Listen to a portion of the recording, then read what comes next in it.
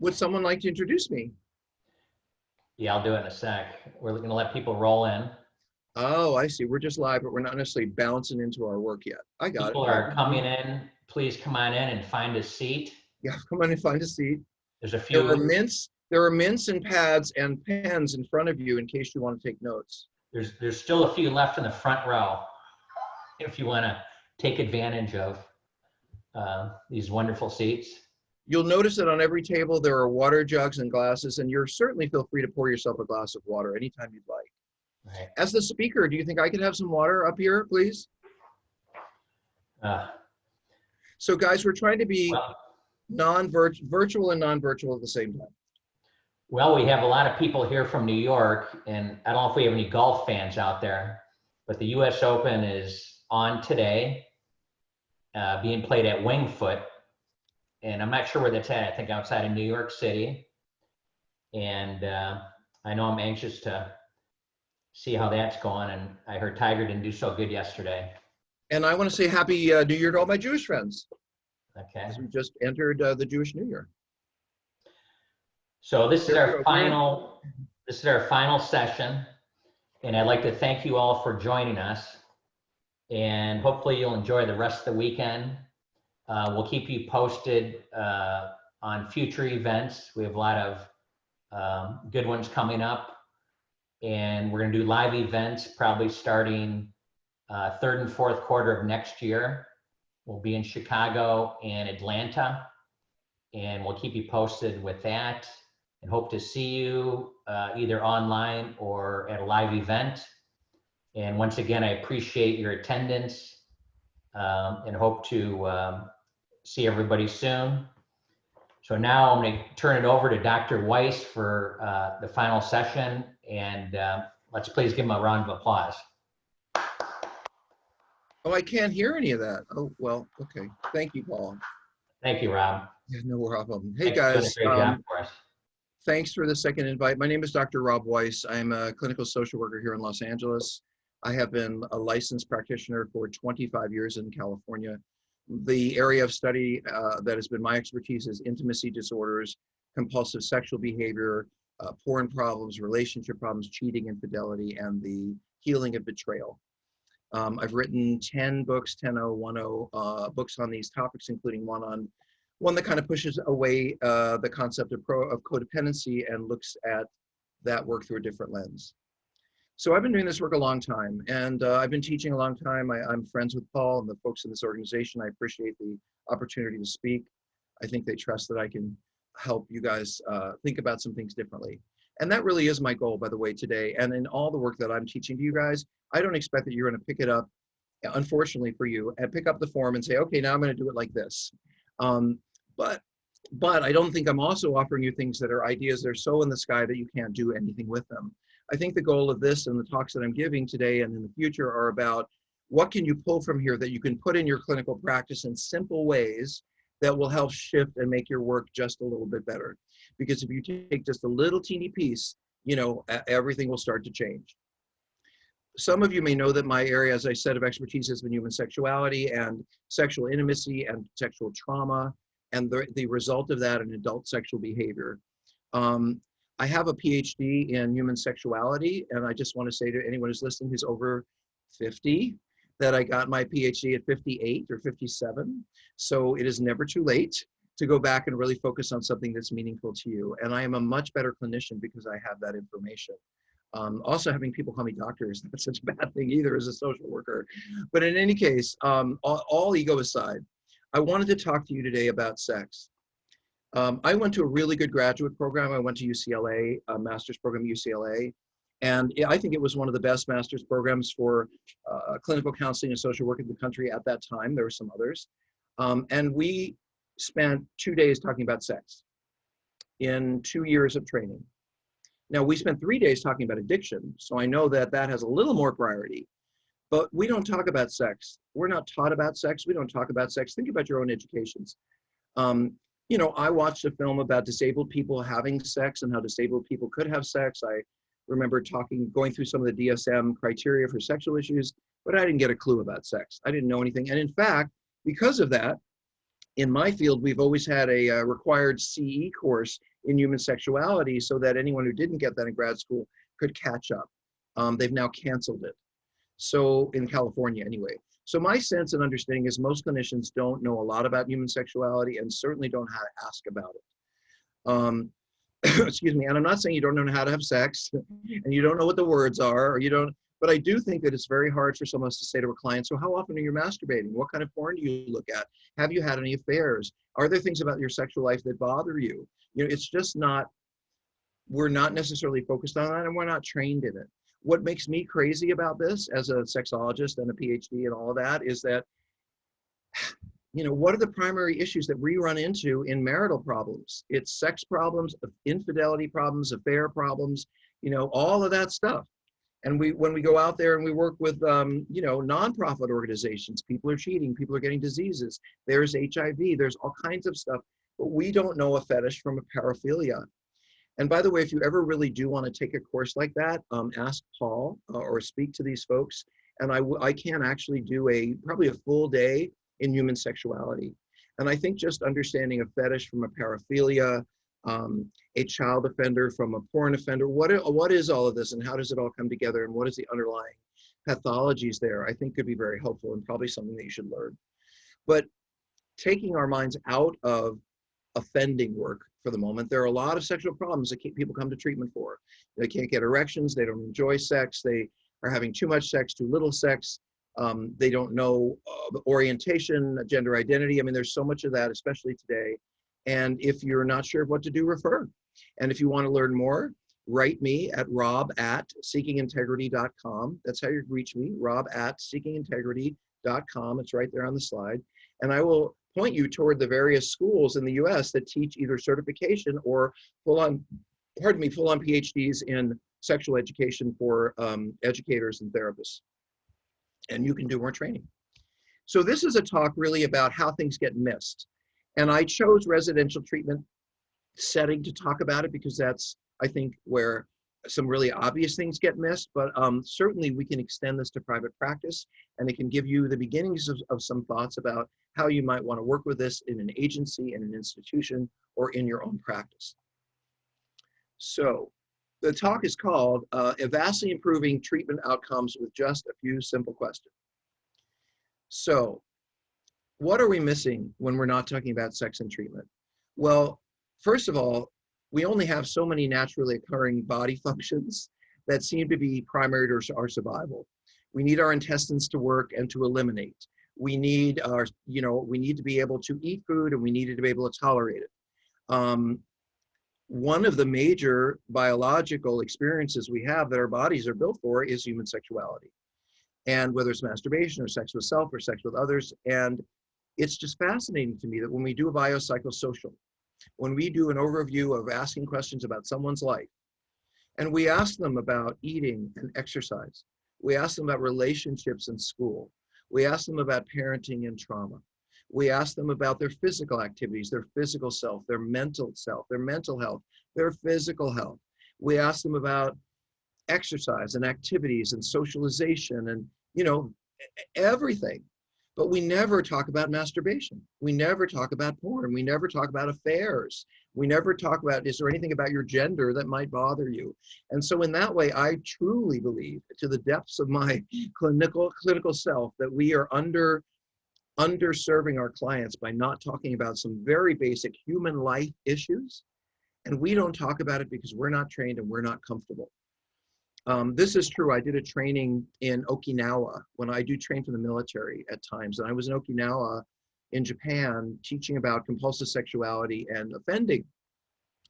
And I had this colonel who had asked me to come, and he was kind of like a big, tall guy with epaulets and lots of bars. And I was kind of intimidated by him because he was the big guy. And he was the one who hired me for the training. So before the training, I went up to him and I said, now, you know, Mr. Colonel, sir, you know, I want to make sure I do the best training for you. What is the most important thing that you want me to teach these therapists about offending or addictive sexuality, or, you know, what's the most important thing? And he said, and I quote, he said, son, if you can just get these therapists to use the word masturbation, I will have considered you to be a success. That was his accent too. And I laughed because he's right. That's about all that most of us are comfortable talking about, if that. And what we were there to talk about was so much greater than that. But he saw the problem as being that therapists just don't even want to talk about sex. And by the way, there are cultural issues here. Like, we don't just talk about sex in relationship. We don't just launch sex at a dinner party. We never want to ask people about sex in some way that might make them uncomfortable. But it's different when someone's a client.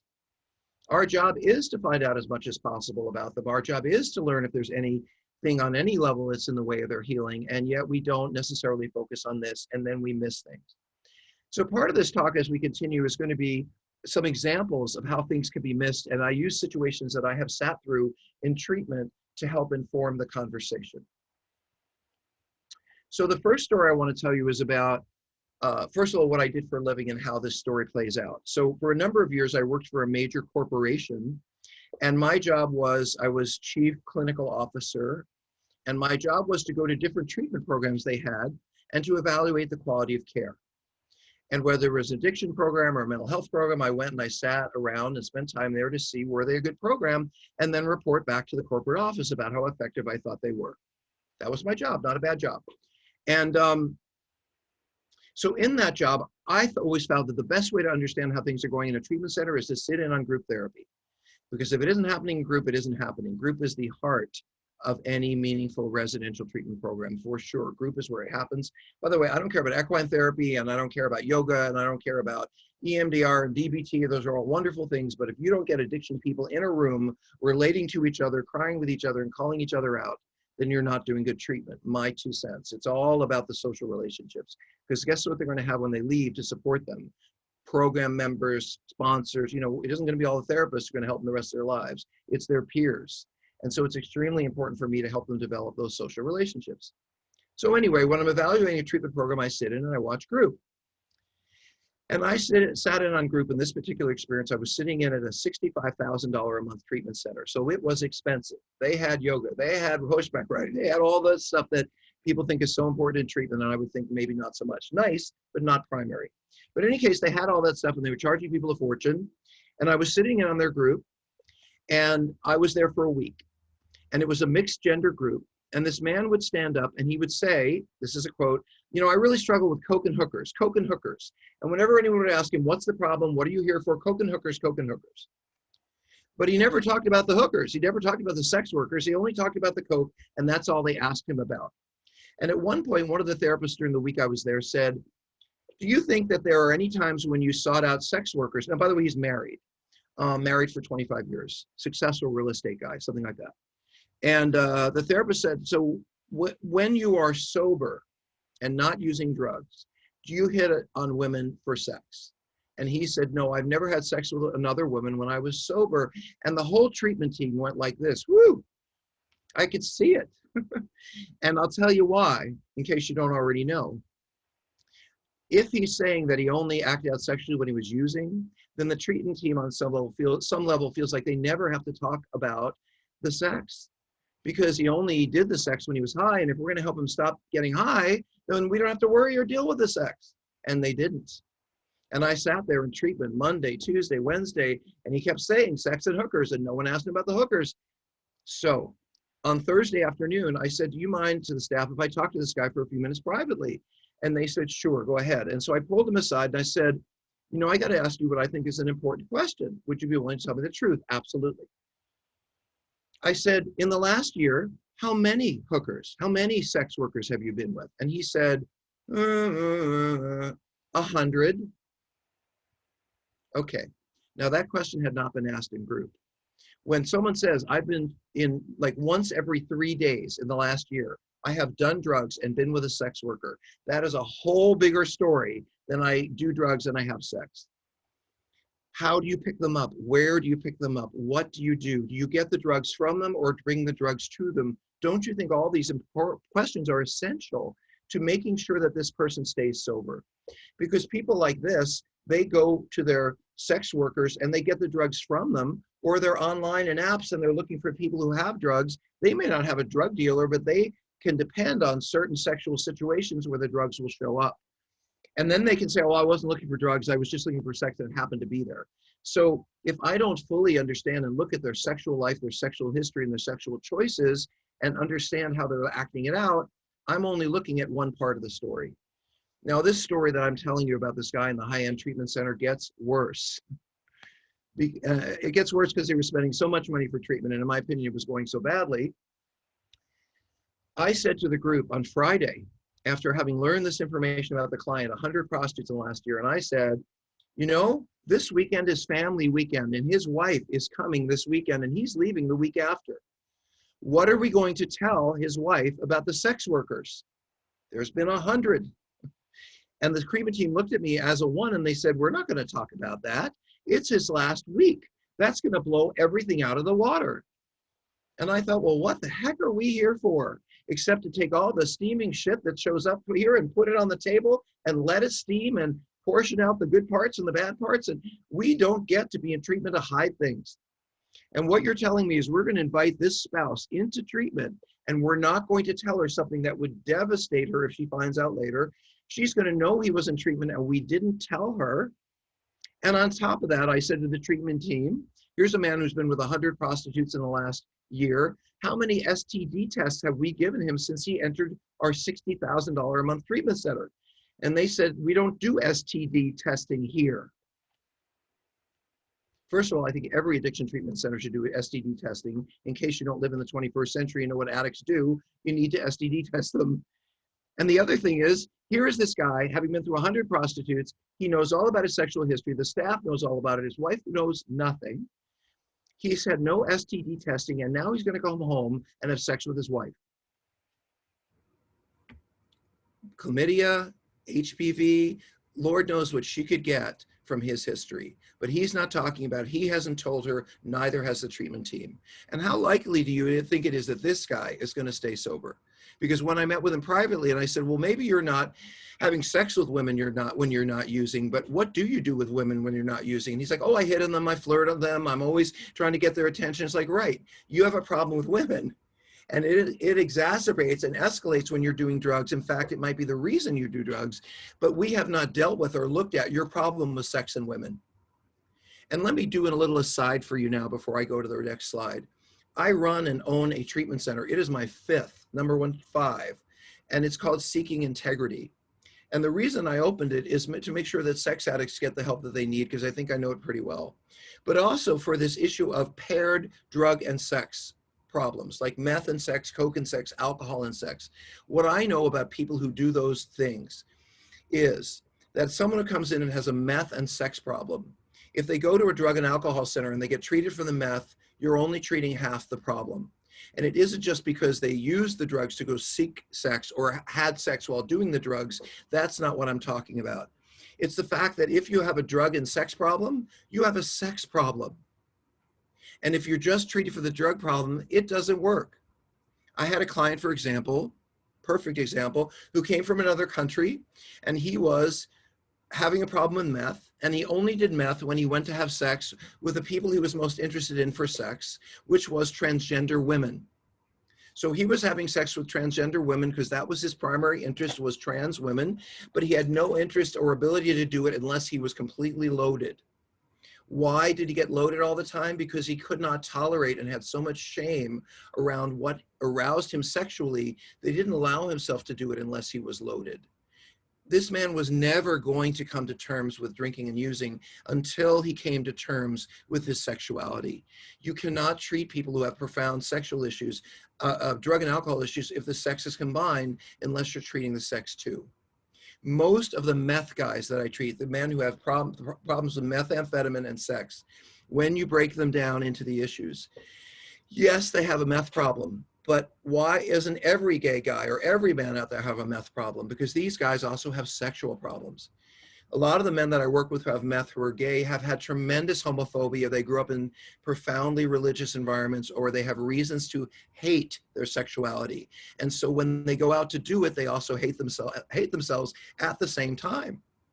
But when they do meth and they go out and have sex, they have a great time, because meth is incredibly disinhibiting around sex, much more than alcohol. So there are people who have sexual repression, sexual trauma, sexual abuse, sexual anxiety, sexual avoidance, and all kinds of things that they drink and use over so that they can either carry out their sexual experiences that they want to or avoid them altogether. If you don't treat the sex, they don't get better, period. So our outcomes are better when we ask the question.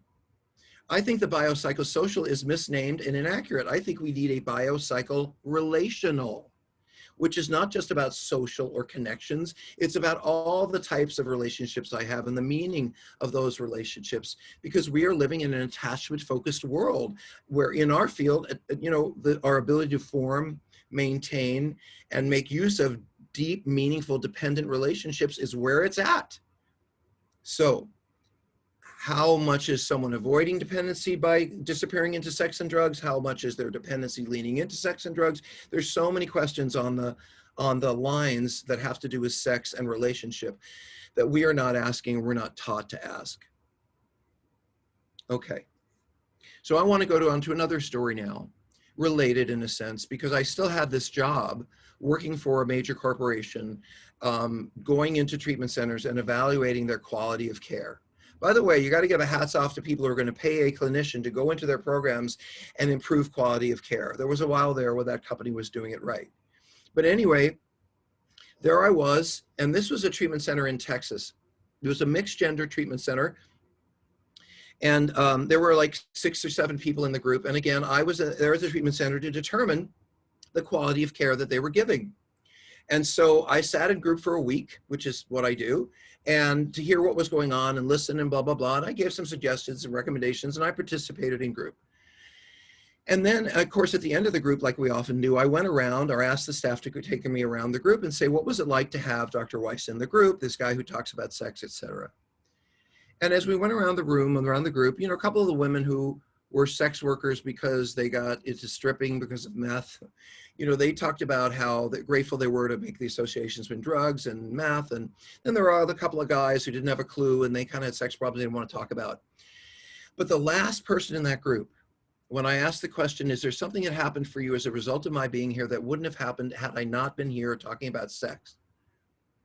The last person in the group was this nice 62-year-old grandmother. And she didn't dye her hair. She hadn't had a facelift. She wasn't like all the ladies I know in their 60s. She looked like a 62-year-old woman. She had wrinkles, she had gray hair, she had had a tough life. But there she was in group for alcoholism. And I said to her, is there anything about my bringing up all these sexual issues and asking questions about it that might relate to you in any way? And she said, it's funny that you asked that because I'm a good Christian woman and I've never had sex with anyone other than my husband and I have never looked at pornography. So I could not understand why you were even here in the group where I was. What does sex have to do with a 62-year-old gray-haired grandmother, she said. And then she took a breath and she looked at me and she started to cry. And she said, until I realized that my husband makes me look at porn 3 or 4 days a week.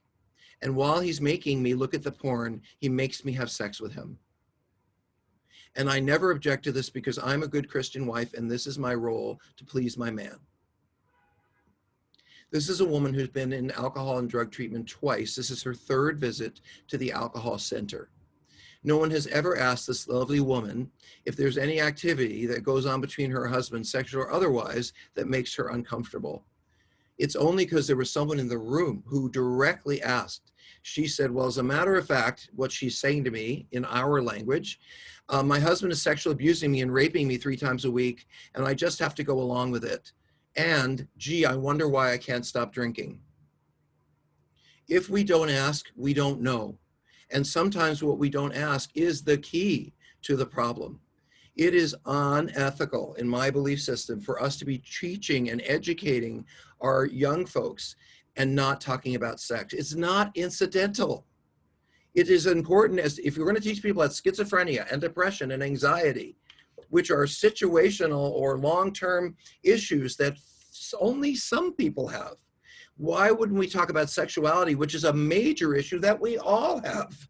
So I think it is our embarrassment, our shyness, our lack of knowledge, our or feeling that it's a 1950s. I don't want to kind of ask people about that because they might be embarrassed. Which what that really means is I'm a therapist and I'm embarrassed and I don't know how to ask about this, and so I just don't. And I really want you guys to not continue to make this mistake. And that's what it is. It is an error to not consider that people exist between their belly button and their thighs, and to not consider that that area of their body takes up, 30 or 40% of their attention throughout the day, because it does on some level. Look at her, look at him. It's on our minds. So why we don't talk about it and why we're not educated to talk about it, and especially in treatment, I think is a real loss to the work that we have to do. And if you want to look at a fast, easy, and dirty way to try to make sure that your numbers go up, but for people who are not relapsing, for people who are not constantly coming back to the hospital because they're using, ask them about sex. I'm not saying all of them will be affected by that, but I bet you 15 or 20% of them will not have to come back to treatment if you work through whatever the sexual issue is that they have that relates to their drug and alcohol problem. That's just true. So in that scenario, what would be better? Well, maybe doing a gender separate group where men and women are a different group, and that woman might feel more comfortable talking about sexuality. In centers where there's mixed gender, and I am not a fan of mixed gender treatment. I don't think it's as effective or helpful as same gender. I just don't. Yes, we have mixed genders in the real world, but it's not a distraction that I need when I'm trying to get sober. And I understand gay folks, and that's a whole nother issue, and we can talk about that. But the worst problems I've had with people acting out in treatment is men and women hooking up. And the most challenging things I've had in treatment is putting people on 10-foot restrictions and putting a label on them, I can't talk to so-and-so, and putting it in their chart that these people have to be separated, and what a waste of time. It's just so much easier to say the men over here, the women over there. So one of the things you can do to have a better treatment program is separate genders.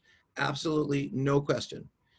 And I'll tell you what, I sat in a treatment center where they separated genders, and I watched what happened. Within 2 days, without anyone saying it, the women got out of their dresses and put on sweats and crappy clothes. They weren't wearing makeup. It was like they were in completely different space. They didn't even talk about it. They just automatically shifted into this, we're not being looked at, we're not under the gun, we're not in competition place, we can just chill. And the women made a lot more progress in that environment. And the men are not going, hey, look at her, look at her. They make a lot more progress as well. So gender separate treatment, and making sure that that sexuality is in your assessments and a part of the conversations you're having, because other clients hear that. I never said to that older woman, let's talk about your sex life. I didn't. And to be honest, I was just as prejudiced as the rest of you. I thought this nice, older Christian lady with white hair and 2 kids, she wouldn't have a sex problem. I'm not even going to ask her. And I didn't, me.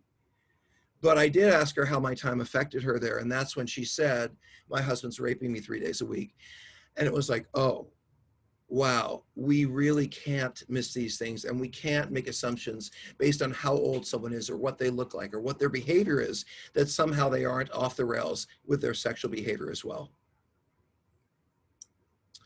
When I assess people, again, biopsychosocial, I ask them about everything, except I don't ask them about their sexual lives. I don't ask them about porn. I don't ask them about their sexual relationships. I don't ask if they have any concerns about their sexuality or if they've done anything they don't feel good about. I don't ask anything unless they choose to volunteer it, at least not in my experience of most of the environments, outpatient and inpatient, that I've spent time in. It seems to be that we would have 2 different levels of questions. Then on an intake assessment, when someone's just calling, we might ask them very, very general questions so we don't scare them off. And then when they come in, we might ask more specific questions because they're right in front of us. So on a pre-intake or a phone call, and you may not take the call, it might be an intern or someone who's answering phones for you. There are some very broad questions that I would ask about sex and romance that will clue the listener in that we do talk about this, but not scare them away. And here are some that I might use. I might say, let's see, over the past year or so, how have you been feeling about your sexual life? Comfortable or uncomfortable? Why or not? Very easy, lowball question.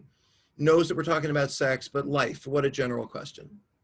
Do you have any secrets from other people around around sex or affairs or masturbation, porn? What are they? And why do you keep them? So I'm not even asking what their sexual behavior is. I'm simply saying, are there any secrets that you keep? Because people who keep sexual secrets, it's not unusual for them to have other issues related to sex that nobody knows about. And that would be a good thing for me to consider in that moment. I would ask the client, do you have any concerns? Or even more importantly, has anyone else, your wife, your sister, your mom, has anyone else expressed any concerns about your sexual or romantic life? So now I'm asking them to put themselves out here and see them as other people might see them and say, has anybody looked in on you and said, there's an issue, even if you don't see it? Do you think there are any connections between your drug and alcohol use, if I'm talking to an addict, and your sexual or romantic life? And this is where we can get into current relationships and also where we can talk about past trauma. And by the way, in case it hasn't occurred to you folks, when someone has a profound sexual problem and that they act out in particular ways, I can almost, through years and years of doing this work, almost get a strong sense of what their early trauma was based on how they act out sexually as an adult, because there's almost always a through line between what happened to them and what they do now. Another question for just a client on the phone. Is there anything about sex, porn, or relationships that you'd want us to know about you? Boy, that couldn't be a more gentle question, but it couldn't be a more important one. Now, when a client is live with me in my office, I'm going to ask more in-depth questions. And I figure that by now they know that they've been listening to all the questions. And let me say this. You know, when you go to the doctor's office and they say, you know, stick out your tongue, how's this, how's your ear, how's your this? And for the men, they stick their hands in our pants and ask us to cough. Don't ask me why, I don't really know. But in any case, you know, I don't say the doctor, it's not okay to ask me that, or how could you ask me that, or why are you touching me there? I trust my doctor that they're doing what they need to do to help me. And so when I walk into a therapist's office, and they ask me lists of questions about food and exercise and family and socialization and work. When the questions come about sex, I don't stand back and say, oh my God, how could they be asking those questions? To me, I'm sitting with a professional who is asking a series of questions, and they've asked tons about my life. And now they've gotten to ones about sex. Well, that makes sense. They just went through the ones about eating. Now they're talking about sex. It's just a naturally occurring function. When we say, you know, I'm really sorry to ask you, Mary, I don't mean to embarrass you, and I know this is really embarrassing, and I don't mean to make you uncomfortable, but would you mind talking about my masturbation? Yeah, they're going to look at us like, what's up with them? But when we say, so, you know, hey, Judy, we talk about masturbation here, we talk about porn here, is that going to be a problem? Just want to know, are you using it? It's not a problem. They may say, I'm uncomfortable with that language, I don't know, you do that, you know, whatever they say, we can work through that. But to not ask is unethical. Here's some questions I might ask inpatient when someone's in front of me in an outpatient setting when they're in my office. Not necessarily sit down and let me ask you these questions, but as a part of a larger intake, or if things come up that might lean in the direction of sexuality. So do you masturbate? And if they do, you have to ask how often? And you may want to ask, I don't think I have that here, to what? To fantasy, to porn, to, you know, it's nice to know if somebody's sitting on the beach or they're in their car masturbating while women are walking by, or if they're masturbating at home to porn. You may not know unless you ask where and how much. Do you use porn? If so, how often? And I would add, what kind do you look at? If you're in a relationship or dating, are you monogamous with your partner, or do you have other agreements? So that's not saying they have to be monogamous, it's saying, where are you at? If you're married, have you had any affairs, online or in real life? And if so, does your partner know? Well, that's a whole lot of information, not just about affairs, but it also talks about, have I done anything online? Have I chatted people up online? Have I tried to get something going online? And it also speaks to the degree to which I'm willing to be honest and bring my spouse in, or am I more invested in covering things up and looking good and making sure that they don't get upset? Has anyone in your life expressed recent concern about any aspect of your sexual or romantic life? We asked that before. I think to put it in the third person and have them seeing themselves with someone looking at them from the outside in gives them a different viewpoint. Here's an example. I might say to somebody, is there anything you've done romantically or sexually in the last year that if your 3-year-old kid was on your shoulders, just walking around with dad, you wouldn't have want your child to see? Or if you were, is there anything that happened in the last year that if you were walking down the street and your wife was in the room and she saw what was happening, she would be upset? Have you done anything that if the people close to you in your life saw it, you would not want them to see it because it would upset them? If that's true, then there's a secret. There's something they're hiding. I think it's very important to ask people questions if you have the knowledge about what we call atypical sexual behaviors that are perfectly normative, but the client is terrified or freaked out about it. So you got to ask them, are you into boots or feet or fetishes or panties, or is there any kind of atypical sexual behavior that turns you on, but maybe you've been too ashamed or uncomfortable to talk about it? Underage porn, dressing up like a woman, wearing leather and lace, beating people up, whatever the smelling feet, whatever the fetish might be. I think in 2020 or 2021, we have to talk about gender. Boy, do our young people know this really well. And so when I say to someone, how do you feel about being a man or a woman? That's a gender identity question. I'm asking them, do you enjoy your masculinity or femininity, and do you see yourself inside as a man or a woman? It's an extremely important question, and probably one that often people don't get asked. Are you comfortable with your sexual orientation? Now that's a completely different question, because it's not asking me, am I comfortable with being a man or a woman? It asks me, am I comfortable being sexual with whoever turns me on, men or women or something in between? And then finally, well, I would have added to that. I will add to that because I forgot one. One I would add is, are you comfortable with the way you express your gender? So there are three pieces to human sexuality. There's gender identity, how I identify as a man or a woman. There's gender expression, which is how you see me. Am I particularly effeminate? Am I particularly, butch? It's how you experience, how others experience me. And then the third part is, what am I into, men or women?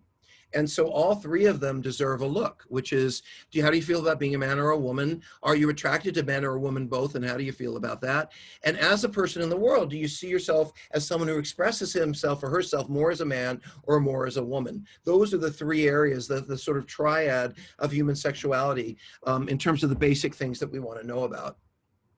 Boy, with women, have you been raped? Have you had an abortion? Have you had a miscarriage?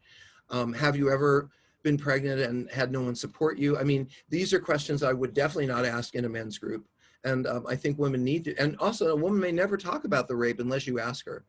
In residential treatment, when I don't have the opportunity to gender separate, I absolutely have gender separate groups a couple of days a week. So even if we're doing our regular work in mixed groups, the women are going to have a couple of nights a week where we're going to talk about rape, abortion, sexual abuse, all that. And with the men, we're going to talk about similar issues from their perspective. Patrick Carnes is one of my role models, said, and I never forgot this, he said, there are no secrets more shameful than sexual secrets, and yet they are the ones we are most likely to keep. So short of having murdered someone, the secrets that we have around our sexuality are the ones that we're going to take to our grave, or sexuality that we've experienced or seen that makes us uncomfortable. And of course, anything that we keep on inside of ourselves and say we're never going to talk about because embarrassment, humiliation, fear, it's not healthy for us. And besides, when they share that with us, it's usually a big sigh of relief on their part. So I have been fortunate enough and grateful enough to have had the courage and be pushed hard enough to open intimacy and sexual disorder programs for women who have compulsive and addiction problems with sex. So I have women who are compulsively engaged in porn use. I have women who are constantly sleeping with person after person like men often do. I have women who go to sex club and sex environments and porn and all, they all have their various ways of doing it, but they do it. And women who sexually act out aren't always sex addicts. Sometimes they're sexually acting out to soothe themselves, to feel better about themselves, to distract themselves, all of that. But I'm sort of setting up a scenario and an idea, a way of thinking, which is simply this, that relationships are extremely important to women. And the quality of a relationship, it's not that men don't care about the relationship, it doesn't mean that we don't want them or we're whole without them. But ladies, you are the relationship queens. You carry the whole depth and understanding of the relationship and community in your souls. That's who you are.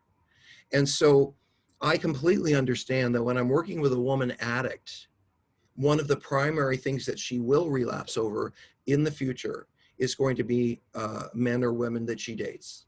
It's going to be love and relationships, which will be the primary thing that she relapses over. The fear of the loss of love, losing love, breakups. These are the things that often drive women to either into co-addictions or back to the addiction where they started. So I got to tell you, I would never be working with a woman addict without going thoroughly through maybe some kind of timeline about the relationship between her using and her sexuality, her using and her dating, to see what kind of correlations there are in there. 9 times out of 10, you're going to find some.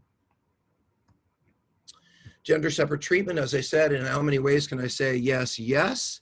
It's not that we don't need the real world when we're in treatment, but opposite gender treatment is nothing more than a distraction for the staff and for the clients. And if you want to do a mixed gender exercise, you can bring everybody into the room and put the boys on one side and the girls on the other and do some kind of exercise or lecture. But when it comes to processing things, it's boys over here and girls over there, it's men over here and women over there, because I know that a woman will never talk. Sorry, I just spilled water on my desk. I know a woman will never talk about her sexual problems or sexual issues with a bunch of men around. And therefore she will defer and she will hide and it won't be discussed. Or men will be hitting on her and then she feels like she has to act a certain way or look a certain way, or all her trauma issues come up or his trauma issues come up because there are people hitting on them in treatment. I mean, in how many ways can I say, no, please see women, see men, or see men and women separately, but please don't see them in mixed gender treatment. It's just going to slow down the process. Can men therapists treat women? Can female treatment therapists treat men? When, who, and why? So I'm just going to give you the benefit of my experience while I wipe all the soda off I dropped on my desk. By the way, my husband said, if you get a glass, you're going to knock the whole thing over. But if you get a can of soda, you're only going to knock some of it over at a time. And he was right. So anyway, in all of my vast experience, I will tell you this. Men really do pretty well with female therapists who have good boundaries. If I can say to a female therapist, I find you really attractive, if I'm a client and my female therapist is strong enough to be able to do this. If I say to my female therapist, I just find you so attractive and you kind of turn me on and I'm thinking that we might have sex together. If she's ready and able to handle that transference and say, well, many people are attracted to someone who's caretaking for them and that's not unusual at all. And I completely understand, but that's not going to happen here. And that woman is perfectly fine at treating men, because what a man will do is he'll objectify her once, he'll objectify her twice, and when he sees he's not getting anywhere and that she really has a clear boundary, he'll let go most of the time. And then after a little while, he won't see her sexually at all for the most part. She'll just be another person because he will put that down. If a woman is with him and is flirting and challenging and doesn't know how to manage his sexuality, he will keep pushing it until he tries to get what she wants or he wants, or she's so uncomfortable that she has to push him away. So male therapists do well with female clients. Sorry, one more time. I want to take this whole part over. Do male clients do well treating females? No. Do females do well treating men? Yes, in general. I'm not talking about outpatient therapy. I'm talking about residential addiction treatment. The reason that men aren't particularly good at treating women is because women will see a guy and they'll start obsessing about him. And they'll be thinking, oh, he's so nice and look what he did there and how he raised his eyebrow. And so a woman who's looking to escape treatment through emotional distraction will focus on a man in treatment or a treatment provider and just sort of lose herself in the fantasy of him. And therefore, she's not been in treatment. Really, she's been in the focus of that cute man across the room. This is one of the reasons why I think it's not as useful to do mixed gender treatment. It's also really useful to not have men running women's addiction treatment, because the women will focus on him and obsess on him as a relational object, and they have trouble making that go away. He's so cute, he's so nice, he's so sweet, and not really see him as he is. And that can go on for a long period of time. But men, as I was saying earlier, tend to look at someone sexually once or twice, and if they're not getting anywhere, they're kind of like, okay, fine, and then you're just more like a friend, unless we're really obsessed. And so for a woman who's got good boundaries to treat a male, when he says, I'm attracted to you, and she says, yes, people feel that way. In other words, she knows how to handle it. He does that a couple of times, and then it's going to go away because he understands the boundaries there. He can't push it. What's the point? And he stops. But a woman with a man isn't necessarily looking to push it. She will just lose herself in thoughts about him, fantasies about him, walking by him, all this stuff. And of course, she's not present for treatment. So in general, in residential treatment, in my opinion, men treating women can be a distraction from the work that they have to do. And women treating men is more of a temporary distraction until it's dealt with, and then that woman just becomes another person who's trying to help. Now, some of you may have strong feelings about what I've said. I understand that. You may disagree. This is not from a book. This is my experience of working with people who have sexual issues in treatment, in residential, not outpatient, and who is the best therapist to treat them, and in terms of how will the client get most quickly into work they have to do. And is the work they have to do to work out their attraction to a therapist? Maybe, maybe not. It might be if they're obsessive about, watching, it may not be, and I certainly don't want it to be a distraction. So I'm really careful about who I choose to treat whom, because I know the success rate is going to be better if the women are focused on their work and the men are being pushed back by someone who can handle their sexualizing. In terms of LGBTQ question mark and all of that, this has just been my experience. I do often have to worry about two women in treatment having sex with each other, especially if they had sexual abuse, because it's not unusual for some of these women to come into treatment so lonely, so empty, so fearful, with a lot of pathology. And they start to relate to another woman who is kind and relational and caring and compassionate. And as many trauma survivors do, she will confuse her warm, loving feelings for this woman with sexual feelings. And she will try to, or start to, initiate some kind of sexual experience with that other woman. She may not even be a lesbian, but the warmth and the love and the connection and her issues may lead her to try to act out with that woman. And that's something in treatment we have to watch out for. It's not so much the case with gay men, because honestly, as a gay man, I can tell you, I don't want to be that gay guy in treatment who everyone thinks is the gay guy hitting on all the straight guys. And 9 out of 10 people in treatment, or 8 out of 10 people, are straight. And if you're that one gay guy who's like, ooh, ooh, ooh, with all the straight guys, they're not going to like you, and you know it. So gay guys will turn down some of that, or have it be diluted in the heterosexual environment because they want to fit in, and they certainly don't want to create a problem where they're going to be looked at as that guy who hits on the guys. So again, these are just generalizations. They're not all entirely accurate.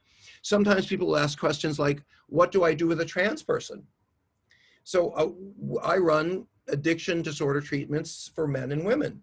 I had a center where we did men's work and women's, and a pre-op transgender woman came into treatment. He had no breasts. He was on hormones. He had a beard. He clearly, from any direction, looked like a man, like a man, but he didn't have a penis. He still had a vagina. So he had his breast removed. He had all kinds of different work done. He looked like a man, sounded like a man, but he wasn't. He had a vagina. And there was a lot of discussion in the treatment team about whether we could what program did we put him in.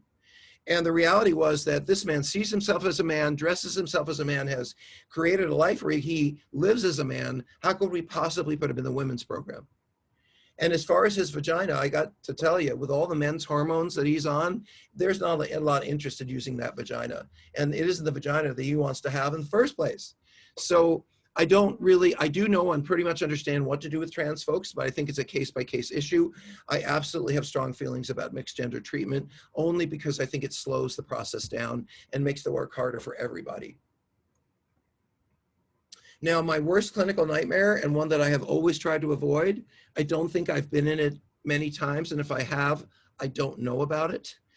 My worst clinical call that I would ever want to make is to some husband or wife to say, I'm working with your husband or wife in treatment, and I just want you to know, Mary, that your husband had sex with someone else while they were here in treatment. That's not good. That doesn't make me look good. I actually had an incredibly manipulative marketing person say to me once, oh, well, having sex in treatment, like that's a learning experience. And I'm thinking, most addicts I know have had enough of that learning experience. What they need to know is how to tolerate other genders without jumping all over them. So in any case, I I do everything I can to make sure that this doesn't happen because, first of all, I have husbands and wives out there who are depending on me to protect and take care of their partners and not have them ending up in an affair with someone else. Second of all, I know that sexual and romantic energy is absolutely a distraction from the work we have to do. And third of all, you know, this is a lawsuit. This is a nightmare. Maybe this isn't a lawsuit if two clients had sex. A lawsuit would be if one of my therapists had sex with a client. But nonetheless, you could get in trouble for negligence.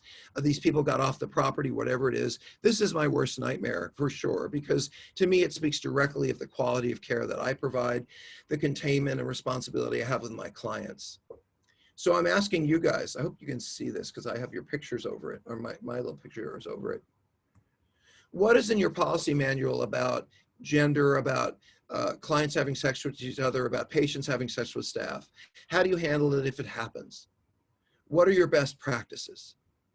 It is a new dawn and a new day related to Me Too issues. How are you handling your male staff working with females, your female staff working with men? How are you looking at and talking about and educating your staff, because we're working at a higher level of consciousness around these issues than we were just a few years ago. And we do work with troubled people who make all kinds of things up. So how do we protect our staff and make them aware and keep them aware of these issues in a way that we protect ourselves? How does really focusing on and bringing up safety or sexual issues and creating boundaries and structure and just talking about it, how does that affect the safety of the client that we've talked about it and the safety of their spouse who's out there? Because I got to tell you, I run a men's treatment program, and I can't tell you how many wives say, I am so glad there's no women in your program, because if there were, I wouldn't send him. And how many men I talk to who say, if my wife was there with a bunch of addicts, she would not be in that program. So it isn't just how the client feels or the work that I'm doing with them. It also is about what comes from them, comes to them from the people they love and the support that they need if they're in an environment that leaves their family members feeling uncomfortable and like the person they love might be unsafe. Okay, let's see at the time. I don't know how much time I have. Let's see, I think I have a little bit of time. We started at, okay, I do. So I just want to talk about a little bit about meth. Meth, sex, and coke sex, and speed and sex are one of the biggest issues that we're seeing in the drug culture right now. Opioids are number one, Vicodin, you know, oxy, all of that stuff. But number two is stimulants and meth and coke. Well, I'm sorry, alcohol is number one, opiates are number two, and stimulants and meth are number three. And just to say it, meth and meth use is not like what it was even 5 or 10 years ago, because 5 or 10 years ago, people were boiling up Sudafed, that stuff you use for as a decongestant, and adding it to all kinds of chemicals, and they were home making meth, which was fairly effective and fairly powerful. And that's what we saw in the 2000s. Starting around the mid 2010s, our government got extremely, we legislated Sudafed. So you had to get that meds from behind a counter. You could only get so much. Without Sudafed or the chemicals in it, you really can't make meth easily. And so our meth culture and our meth accessibility went down tremendously about 6 or 8 years ago for 5 minutes. Because between the time that we stopped making it, what happened is the Mexican cartels started making meth in liquid drums in an incredibly high concentrate and just shipping that into the US. So what we're seeing now is nearly pure methamphetamine. People are dying. People are overdosing. People are having strokes. People are getting so addicted they cannot possibly get out, because there is no more powerful dopaminergic stimulator than meth. There's nothing that's going to make you feel that pleasure longing thing than meth. The chemical that's right below meth, nicotine, in terms of, you know, one of the hardest things to get away from, such a powerful drug, influences us. And then the naturally occurring function that provides the most dopamine release and the most stimulation is, guess what? Sex. Well, that makes sense, because nature wants us to procreate. So what would be our most pleasurable human experience? Procreating, so we can have more babies. Oh, nature also wants us to eat and nest and do all kinds of things to protect our homes and our families. So a lot of this stuff is just what we do because we're animals, and we do it pretty well. But the meth problem is an issue, and it's not just an issue for gay men. It's also, I've seen many straight men who have sexual trauma or sexual issues go off to some motel or hotel with some sex workers or porn, and they too disappear from their marriages and relationships for a few days to use drugs, and then they bounce back into their lives. So I see this with straight men. I see a lot more with gay men. It is absolutely a crisis in the culture, and especially I want to say for men over 40, because, you know, some of you may know you can't drink like you did when you were 25. You can't run like you did when you're 25. And guess what else you can't do? You can't do drugs that might potentially produce strokes and heart attacks and seizures when you're in your 40s and 50s, like you might have been able to do when you were 25. The brain, the body is older. You don't have the ability to maybe manage that. And so the older people get, and the more they're using these drugs, I find a lot of men in their 50s and 60s who are having strokes, having heart attacks. And meth is serious. It is so serious. It is so stimulating that this is the kind of drug where I will see a gay man who is in retirement and he has a great life and a great career and he's got some money in the bank. This is an endlessly frequent story. And he goes out to Palm Springs or Fort Lauderdale and he buys himself a little house and he's ready for retirement. And then he meets some young guy who's got meth. And they start having sex, and then it's meth, meth, meth. And a year later, this man doesn't have a penny. He doesn't have a home. His health is in danger, and that kid is long gone. And we hear those stories every day. And it is because the meth is so powerful. And what it does is it makes someone feel completely sexually disinhibited. The people who are on meth and having sex feel like they are porn stars. No matter how old they are, no matter what kind of sexual issues they have, they feel like they're able to do and have the best sex they've ever had in their lives because of the meth. Imagine, by the way, when they get sober and they try having sober sex, the words that apply to that are boring, uninteresting, I don't get aroused, and why bother? Because their brain is so conditioned to this intense level of stimulation that just having sex doesn't do it for them. In fact, most of them, when they get sober, are not interested in having sex because they're not interested in much of anything. The opposite of using meth for a long time is something we call anhedonia or anhedonic, which means that taking no pleasure in pretty much anything. And I feel for the meth addicts because you know, if you think about heroin or opiates and someone's addicted to that, we have drugs to mitigate withdrawal.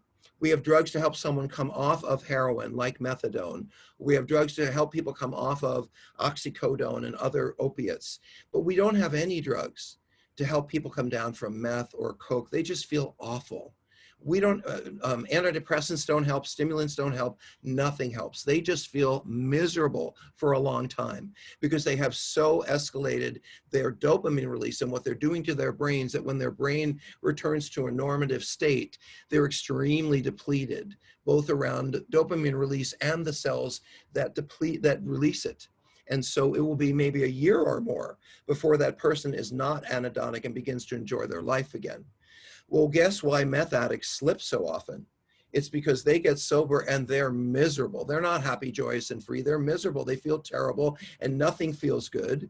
And it's going to be that way for a long time. And the only thing that might ever really feel good in their minds is doing more stimulants. And they're right, but that is, of course, the cycle. They'll never get off it. If you see meth addicts frequently relapse, I want you to understand that that is part of their process. It isn't like drugs and alcohol where many people can stop and not go back to it. Meth is such a powerful drug, and in its wake, it leaves such pain and emptiness that it is so much easier to relapse on. By the way, a colleague of mine wrote a really useful and helpful book. We work together in my treatment center. The book is called Lust, Men, and Meth. Lust, Men, and Meth, and that's by a guy by the name of Dr. David Fawcett. And Dr. Fawcett and I run the drug and sex program at Seeking Integrity. By the way, I think in general, to you clinicians, we need more specialty programs into the addictions. You all know, or some of you know, we call addiction a game of whack-a-mole, right? Where you get the alcohol down and the eating shows up, and then you get eating down and then there's something else shows up. And you know, if we're going to be handling all of them and we're really going to be looking at cross addiction, we probably should be doing more specialized work. So when I say that I work with men who have sex and drug problems or sex problems, that's specialized. I don't work with women. I don't work with them in the eating disorders. I don't work with men who, you know, are depressed, although my clients are. I work with this population. And I can imagine the need we have in America for, let's say, a women's program that deals with trauma and eating and sex, or trauma and eating and alcohol. So many women relapse over sex and relationships in drugs and alcohol. Maybe we need to look very deeply at their sexual and romantic lives when we're looking at their drug addiction healing, but we don't. Okay, I don't know how much time I have. Can somebody call out, the Judy Paul folks? Can you just unmute and say 5, 10, so I can know what I have to do here? You are good for another 20 minutes. Okay, so I won't be talking that long. I'll be taking questions soon, but let's just go through a couple of slides. So in terms of the chemsex people, these are the meth and sex, coke and sex, the ones who are doing stimulants and sex. In some cases, it could be alcohol and sex. We could talk about that. Number one, in treatment, and I'm talking about residential, but outpatient too, they need to talk about sex. They need to talk about all the sex they had when they were using and anything they're uncomfortable about relating to being sexually sober. You have to understand that when someone is on meth for 2 days, mildly psychotic, and has taken a ton of Viagra, they may end up hanging from a sling in the middle of a ceiling with every man who comes by having sex with them indiscriminately. And when they're high and really, really high, that might just seem great to them. They don't care who enters or leaves. But when they get home 2 days later and they realize what they've done, they may hate themselves and then some. And so for me to ignore or not ask about what kinds of experiences you have when you were using that were sexual, and are there any that you don't feel good about, is to leave them holding on to shame that they don't need to hold on to. I'm not going to judge them for what they did. I want to hear about it so they can reduce the judgments they have about themselves. It's very important for me to talk to stimulant and sex clients about their relapses and anything that might occur in the future. If you go to the same places you went for drugs in the past, if you go to the same places where you went for sex in the past, or you go to the same people where you went for sex in the past, they likely have drugs. So if you're going to have an active and healthy sex life going forward, how can you do that in a way that doesn't invite drugs in? And how can you have sober sex? And what does sober sex look like? How do you get there? And how do you date? And you know, this is all a different world for someone who's used to picking up an app and saying, I'm high, who wants to come over to my house and have sex? And 10 minutes later, there's 15 people there. That's a long way to, would you like to go out for a cup of coffee? I'd like to get to know you. So, you know, there's a lot of education and support we need to give these folks, not just on stopping, but on what their lives might be or become if they can become healthy, and offering them hope. And really making plans for what is dating, what is sexual recovery, what is a sex, you know, what is healthy dating. And again, I'm not talking about sex addicts necessarily, but I am talking people who have co-occurring problems where their drug use and sexual behavior show up so frequently that you can't deal with one without dealing with the other. If you're a drug addiction person, counselor, therapist, program, and you hear that someone has a problematic sexual history, or they have some kind of fetish you've never heard of, or they're into some kind of thing that you don't know much about or think is kind of weird, call a sex therapist. Please call one of us and say, my client is into diapers. My client is into, you know, being this and that, and I don't know what to do with that. And I don't know how it relates to his or her drug and alcohol use because they feel bad about it. And how do I work with, you know, we will help you. We consult. If you're not an expert in human sexuality, you still should be able to ask some basic questions. But when you get to stuff that's over your head, that's what experts are for. And I am, by the way, Rob at seekingintegrity.com. I'm Rob at seekingintegrity.com. Seeking Integrity is the name of our treatment program. And if anybody wants to reach me, you can drop me a note. I'm very good at finding resources. I run a consultation group for therapists who want to sit in and learn more. You're certainly welcome to join that. I have a podcast, by the way, just a little announcement here. It's called Sex, Love, and Addiction. Please write it down, Sex, Love, and Addiction. We have over 500,000 downloads. That's 500,000 people have chosen to download. Now, only about almost half of them have actually listened, but 500,000 people have downloaded and showed interest in talking about sex, love, and addiction. Clearly, it's a topic that's on people's minds. And with the issue of porn addiction and porn problems escalating in the way they are, now I have to write a book on porn, which I am. But clearly, I have no question there's going to be a Porn Addicts Anonymous coming, and that we see a whole new range of problematic sexual behavior in young people that we have no research on, we have very little understanding of because it's coming from the ground up. not from the researchers down.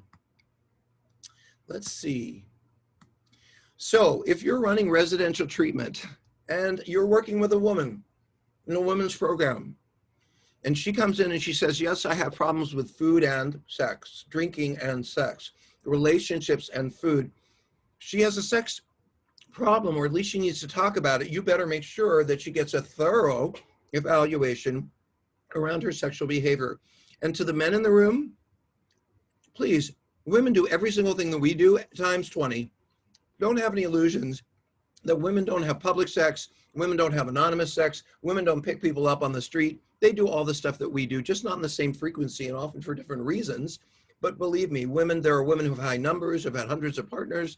When it comes to sex addiction, it's an equal opportunity employer. If you have a woman come in who has profound body dysmorphia, an eating disorder, she has strong feelings about her lack of attractiveness and she doesn't see her body and she's back and forth with food, spend time talking with her about relationships and sexuality. You'll find a lot there. I will tell you that when I ran a treatment center for women who had sexual problems, half of my referrals, people who were referred into that program, came from the outside world. But half of them, and we had about a 20-bed program, half of them came from the eating disorders program on our campus. Because so many of the women who had eating disorders, who have eating disorders, also had sexual trauma, sexual abuse, and a great deal of problem carrying on healthy, meaningful, sustained adult intimate relationships. And when in a relationship, they're thin, and when out of the relationship, they eat as much as possible, or vice versa. So their eating and their food is also very related to their relationship status and their feelings about being attractive. So those issues often are ones where you want to ask about sex and dating. A woman who has a troubled adult relationship or sexual history, so she's having problematic sex with her partner, she had sexual problems or was abused in the past. These are things where I'd be looking at, what is her present behavior? What is she doing now around sex and relationships? These are issues she has. Are they playing out in her life today? If she has early complex trauma in some form of abusive neglect, sexual or not, I'd be thinking about that. If the client comes in with, and I have had clients who come in their suitcase with dildos, porn, and sex toys, you can politely put them away, lock them in the closet, and then the therapist needs to have a long conversation with what they were thinking about bringing them and how often do they use them and all of that. The woman who wants to hook up in treatment is a problem. The fact that she turns right to that guy and that guy and that guy rather than herself, it speaks to what's going on with her. I've had women, so one of the reasons I ran a treatment program for women who were sexually acting out is because women would go to drug and alcohol centers and they would flirt with the janitor and they'd give a blowjob to one of the other patients, and then they would get kicked out because they were destroying the milieu. And I'm thinking, that woman is showing you her problem. She's acting her symptoms out right in front of you. And you can throw her out or you can deal with them. And so I asked treatment centers to send that woman to me, because I'm going to directly deal with how she feels about sex, observes sex, realizes or doesn't realize sex, and how she manipulates and seduces and doesn't get what she needs in such a way that she ends up using or eating over it. It's a gift to me if someone hits on people in treatment because I learned so much about them. But if your only response is this, you're missing a great opportunity. Pay attention. A woman's history is going to give you a lot of potential information about relapse prevention, how she was treated, especially in relationship to sexuality, abuse, dad, all kinds of stuff. That's kind of generic.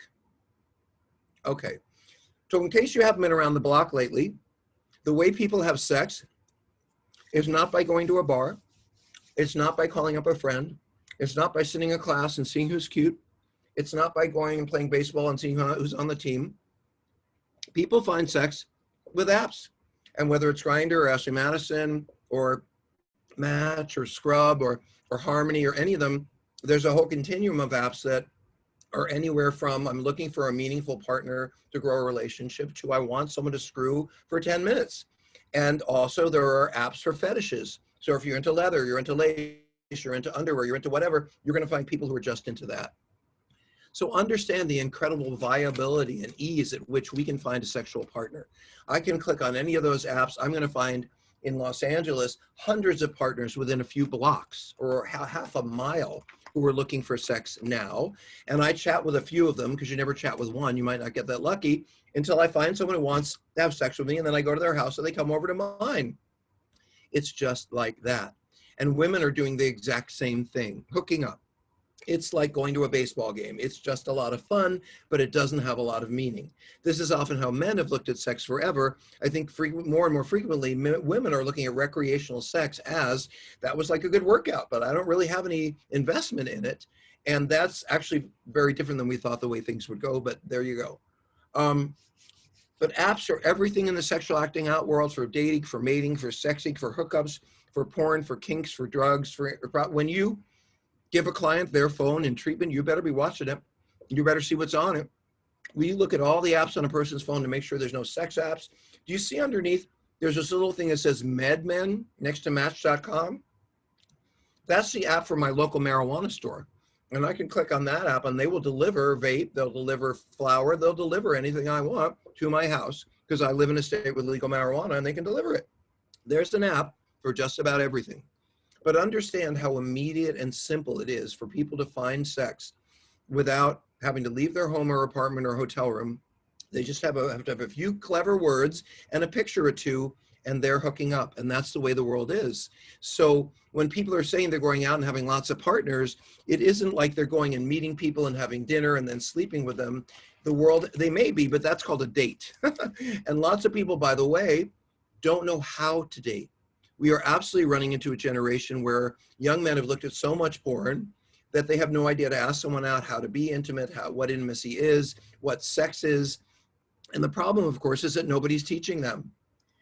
Really quickly, you do know that in 50 states in America, that only 20 require mandatory sexual education, 20. And out of those 20, you cannot get mandatory sexual education unless your parents sign off and say you can. So I would suggest to you that most of the people in the United States don't get any education in human sexuality. They find it out by fumbling. They find it in a book. They find it from a friend. They figure it out.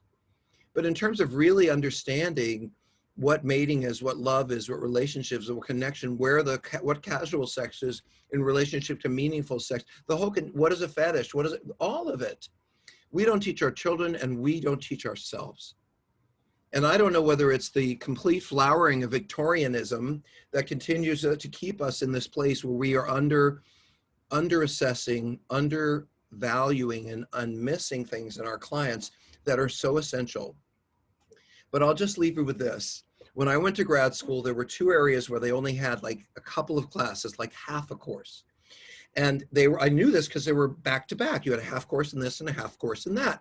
And my two choices were a half course in addiction and a half course in sexuality. And everything else in my graduate school was about nothing about those things. And yet I was a young social worker. And what was I going to go out and find if I went to a public service agency like a children's program or a prison?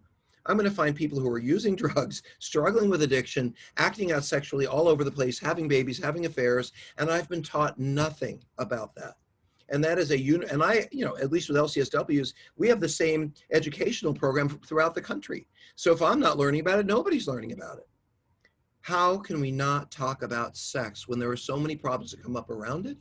How can we not understand and be comfortable talking about sex when we are trained professionals and dealing with sexual issues every day? I put it to you folks that this is a part of our education that we need to develop in order to be good clinicians, not just better clinicians, but missing this part, we're not fully as good as we could be. And your embarrassment around sex is nothing compared to the problems that are created if you don't ask the questions. Clients are glad to answer them. They're expecting, in fact, I have had so many clients say, thank God you asked that question about sex. I've been waiting for years for someone to ask, and I've never been brave enough to say it myself. If someone doesn't like something you say, they'll say, I'm uncomfortable with it, and then you can talk about it. But to not say it, to not ask them about sexuality and affairs and all that is to miss a huge opportunity to learn about trauma and what's going on inside that person's soul. I think, there is specialty training in gender identity, sexual orientation, sexual trauma, sex and porn addiction, fetishes and kink, paraphilias, serial affairs, rape and incest, child porn, and non-consensual sexual offenses, and all the sexual offending. There's lots of training. If you want to drop me a note, if you're interested in getting certification, let's say in transgender studies or sex addiction, or you can drop me a note, rob@seekingintegrity.com. I know where the schools are. I'm glad to refer, I don't want to throw it up here, but I'm glad to refer you to any of the schools that do this work. There are only about 4 or 5 graduate schools left in the country that treat human sexuality and give at the PhD level. And I think that's a tragedy, because it's really, really important, something for us to know about. Like I said, it might be time to specialize, to do like eating disorder and drugs programs, or sex and drugs programs, or exclusively women's programs, more of those, exclusively male, mental health, drug and alcohol programs, programs for just people who use stimulant drugs. I mean, I think we are able now to articulate enough about the individual addictions and how they play out. And we certainly know that the 12-step programs all want to be different, that we might consider smaller programs that are more specifically dedicated to specialty areas. I found that, at least in my work, to be the most successful.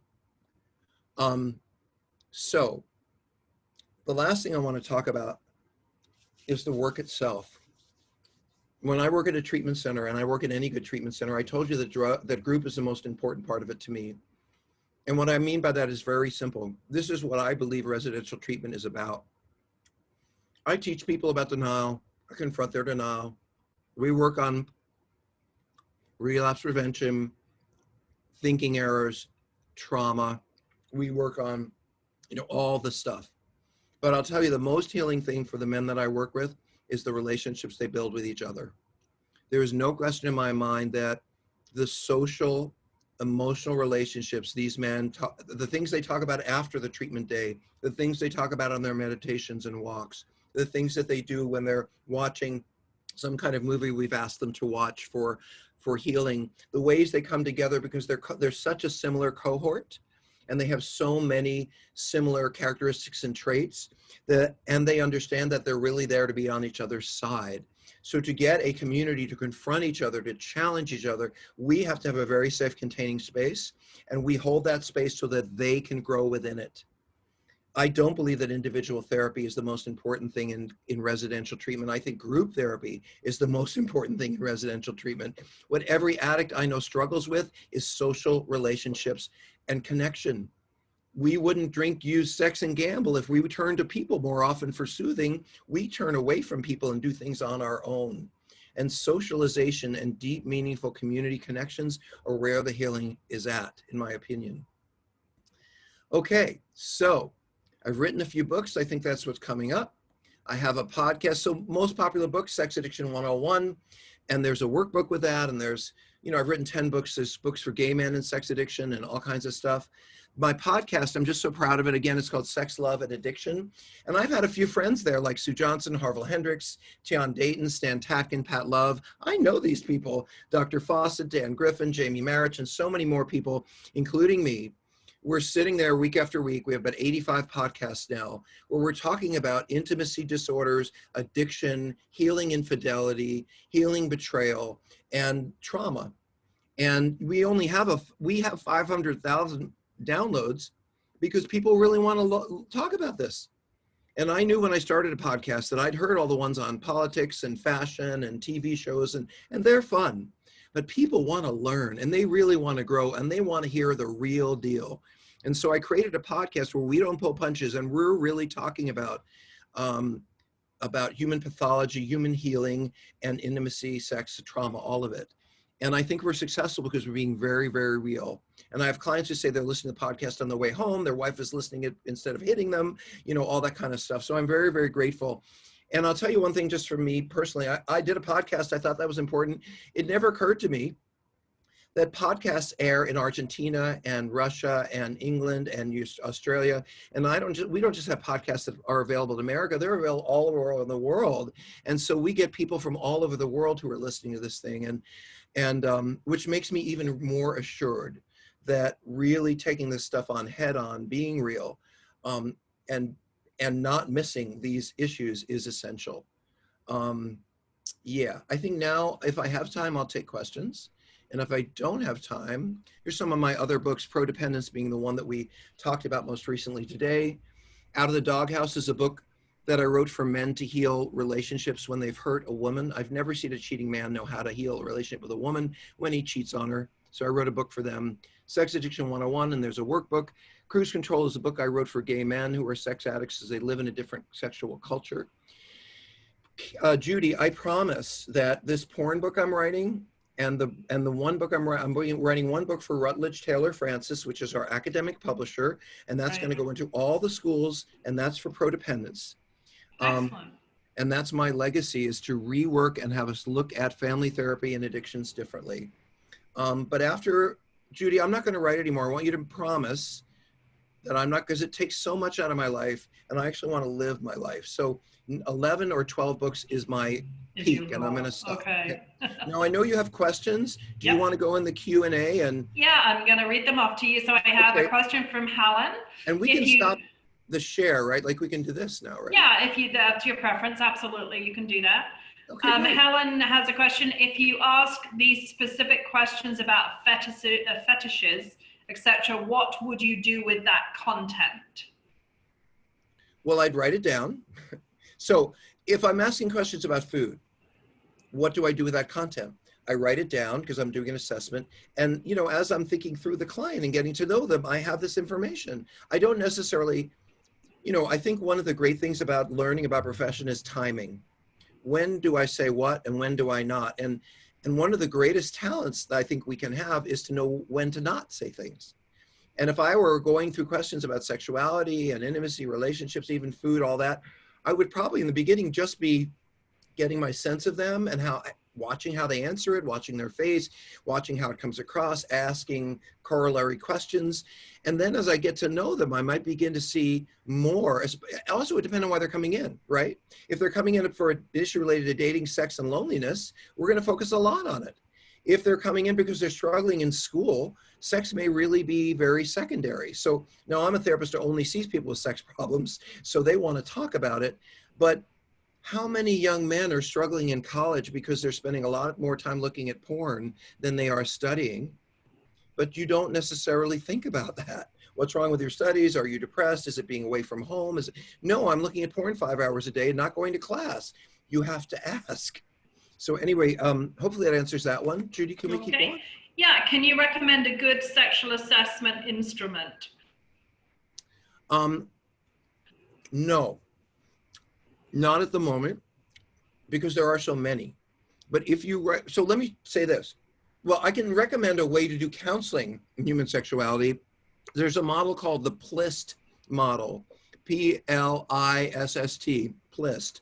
And the PLIST model explains how to do counseling from the perspective of a sexual issue, how to bring it up, how to talk about it, and how to work the session into helping the client.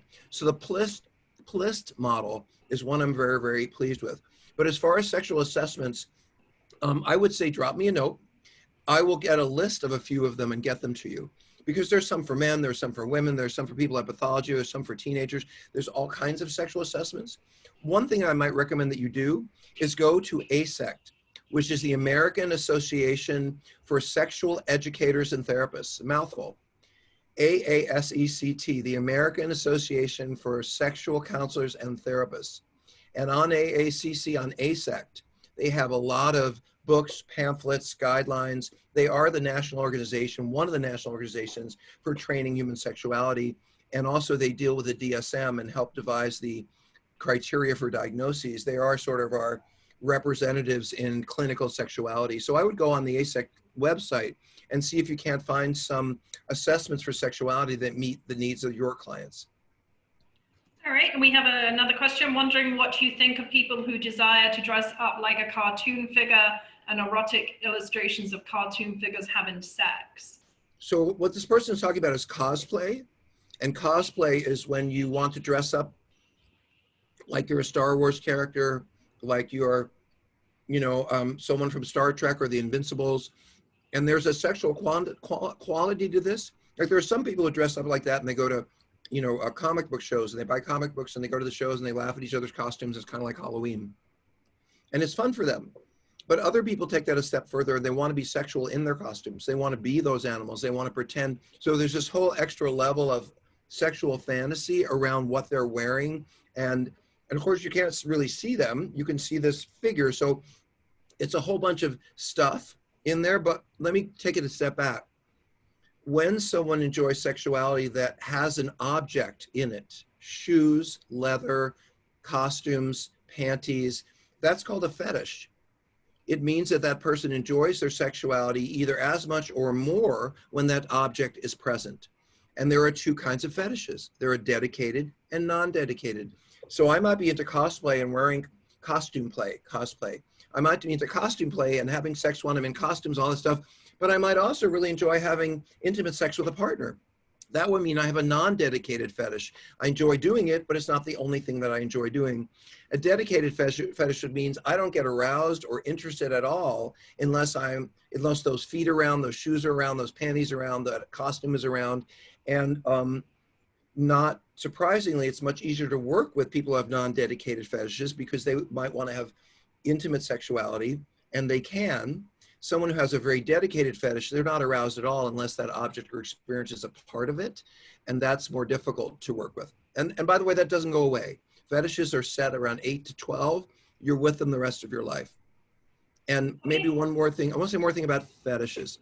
Okay. Some people have S&M or BDSM fetishes where they like to be hit or beaten or tied down, or they want to do that to other people. Some people who have those fetishes have had trauma early in life that involve being hit. Some of them sexualize that hitting or the abuse they had, and now it's a turn on to them in adult life. Some therapists will say, oh, you can't do that heating, that beating, that heating, that whipping, tying people down, because that's trauma repetition. The truth is, it's not.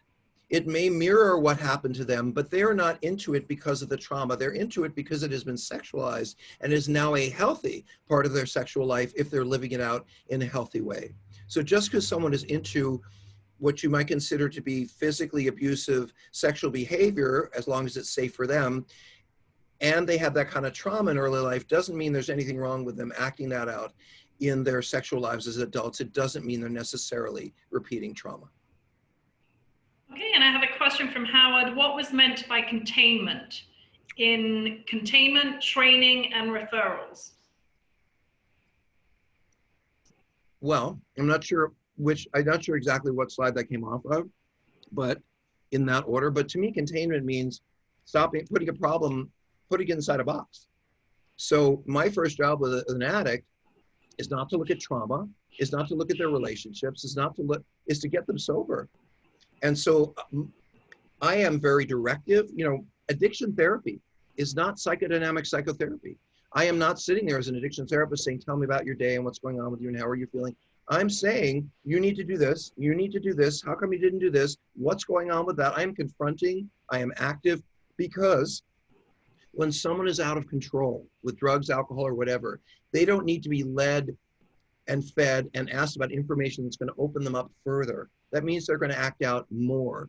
Someone who's an addict does not have the ability to tolerate their emotional lives. If they drop a pencil, they want to have a drink. So how could opening them up to their past make anything happen except make the problem worse? So what we want to do in the beginning of addiction treatment is put a container around the behavior. And we're doing that by holding ourselves around them with lots of accountability, lots of structure, lots of direction. And we slowly loosen that container as they begin to internalize. They themselves are calling a sponsor. They're going to a meeting. They've taken on the role that I had, which is go to a sponsor, do this and that. Now they're doing it themselves. And that tells me they begin to internalize, into themselves, this role of sponsor of themselves, if you will. Now they've gotten their own sponsor. Now I'm out of that role. I can then move to more psychodynamic work because the containment of their out of control part has been taken over by their ability to contain it and the people they're reaching out to. But in the beginning, I'm a lot of, no, don't do this, you can't do this. I'm holding the frame because they're not able to stay within it. And I have a question from Thomas. What's the incidence of borderline personality disorder with people whom you treat? Great question. So I treat about 70% men and about 30% women, sex and love addicts, trauma, all that stuff. I'll be really honest. Now, I don't know how old a clinician you are. I've been a clinician for 25 years. I have seen thousands of clients, and I really think I have a pretty good sense of personality disorders because every addict has some challenge with their personality. So here's what I can tell you. Narcissism runs rampant in addiction because if you are someone who says, I don't care about anyone or anything except getting high, or except having sex, or except gambling, what that's about as narcissistic as you can be. Addiction by it in and of itself says, no one matters but me, nothing matters but what I want, and I'm going to push everyone else out of the way to get what I want. So acting out on narcissism, let's say taking money out of your kid's college fund to go buy heroin, that's a pretty narcissistic act. But are all addicts narcissists? No, because it's not unusual for a man like that to get sober, to work on himself, and then go work 3 jobs to put money back in his kid's college fund because he doesn't want to be that guy. So what I see is strong narcissistic traits in the men I work with. They have deep and enduring trauma and emotional wounds, which I'm not going to get into now. And they are, they're very guarded. And I'm sorry, I want to say more about the question. Repeat the question real quick, Judy. Yeah, hold on one moment. Let me pull it back up. Oh, borderline. I have to remember. Borderline personality. Having worked with some major trauma experts like Christine Courtois and John Briere, and I know some of the trauma folks, and I really understand where they're coming from in a lot of ways. And part of the problem we have with the personality disorders is that trauma, the defenses that people have and carry out through life related to early childhood profound trauma are the same kinds of things that we might call a personality disorder. People who rage and then love, and people who split and all this crazy stuff. Sometimes it's not that they're just borderline, it's that they have learned certain ways to adapt to life because that's how they survive, by not trusting, by splitting. And now that's all they know how to do. Certainly there are more primitive people who absolutely are borderline in a biological way. So my answer is, if I've seen 1,000 men who are sex and love addicts or sex addicts, and by the way, we do have a diagnosis. It's called compulsive sexual behavior disorder. It's in the ICD-11. It is an international disorder diagnosis. It will be in the US next year. So the DSM, that talk's going to be over as soon as the DSM-5R comes out because the diagnosis has been embraced in most of the world.